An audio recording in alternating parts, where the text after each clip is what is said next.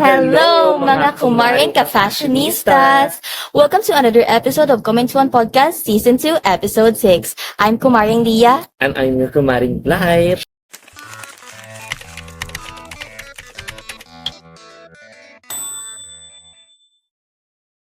And today, we'll deep dive into a super interesting topic, which is the evolution of fashion, but of course, We'll make it light, fun, and social naman. So Blythe, fashion really influences us up until now, and it's always been a part of who we are. Even in our daily life, we always carry fashion, right? Yes, because Lia, fashion, grabe talaga ang impact niya sa atin. Like, nowadays, like us Gen Zs, diba?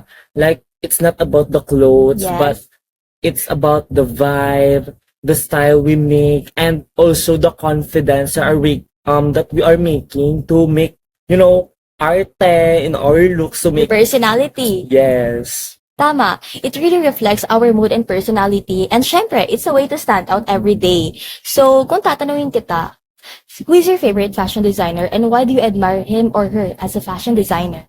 Ito na.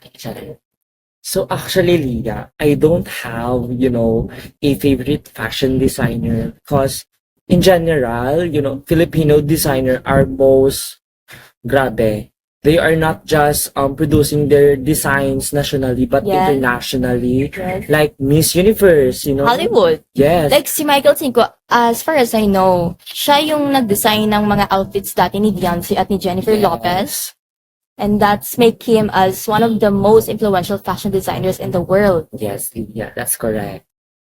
So Blythe, that the fashion during the 90s, or the fashion trend of the first decade of the 20th century, was the S-shaped silhouette that pushed the chest forward and hips back. A dresses would cover the body from the neck to the floor and had long sleeves. Yung evening dresses naman ay followed lang ng the same silhouette, kaya this decade was marked as elegance and formality.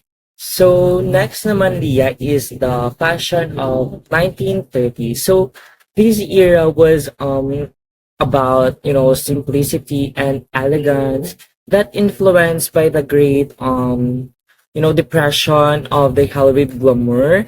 So women wore longer dresses with fitted waistline. So the fashion trend this time was the bias cut para mas makita talaga yung shape ng body ng women, and also the fabric used to drape the body that gains more elasticity in natural stretch. So Sabo. Let's move forward to 1950s fashion. So it was characterized by elegant and feminine silhouettes for women with cinched waist and full dresses and skirts. A good example is the design of Coco Chanel, who is the rival of Dior, and she reopened her business in 1954 and reintroduced her signature look called slim look with body, jackets, and straight skirts. As you can see, Dior and Chanel are one of the leaders of French couture during back then. So they really brought the 50s into a super radically different, and grabe yung impact until now. So moving forward, Lia, to 1970. So this time was a very special era kasi it was defined bold with expressive style because it giving wide range of fashion. Dito na talaga lumalabas yung mga fashion icons, like so this was era also like the colors are earth tones, neutrals, that it's giving vintage, retro na parang rockstar yung datingan. Like, grabe. Okay, Blythe. So the next naman is the 1980s fashion. So this era is showing self-expression because people were no longer, or they were no longer afraid of what they wanted to wear. Like, yung fashion this time was bold and extravagant. And of course, accessories is a must. Yes. Yung style sila includes power suits, ripped jeans, leather jackets, leg warmers, and vibrant workout outfits. So next naman, Lia, is the fashion of 1990s. Yes. So this era, Lia, is the peak of supermodels. Yes. Like start. the start of supermodels. Dito na talaga lumalabas yung mga supermodels, and ang hilig nila sa baggy pants, crop tops, and like, di ba sabi mo kanina, yung 80s? yes, like, parang hindi na sila takot kung anong i-wear nila. yes. So, like, it's giving, demure, very cute scene na mga outfits, like, Yes. kasi like, they are wearing crop tops. Parang maibubuga talaga. Yes, yeah, that's correct. Moving to 2000s fashion, so this is the rise of fast fashion where affordable clothes are inspired by runway design. So grabe yung pagdominate ng Y2K, streetwear, and athleisure style this time. Diba, until this generation, Yes, impactful. Yes. It featured jeans, also known as the most dominant style of this era. It featured low-rise style, skin and ripped jeans, and also crop tops. Well, as you can see, jeans really dominated this decade, the 2000s. And take note that this decade influenced fashion in many different ways, like pop icons and Hollywood stars instilled into a diverse look. So lastly, is the 2010s fashion. So this fashion is, dito na talaga yung technology. So it nagiging mainstream. Yes. Like, ginagamitan na siya ng technology para mas digital fashion. Yes, para mas mas ma-elevate yung fashion natin.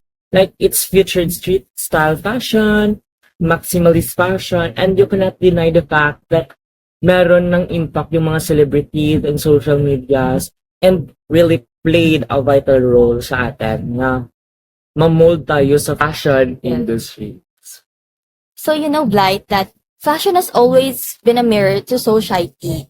It reflecting culture and societal shifts.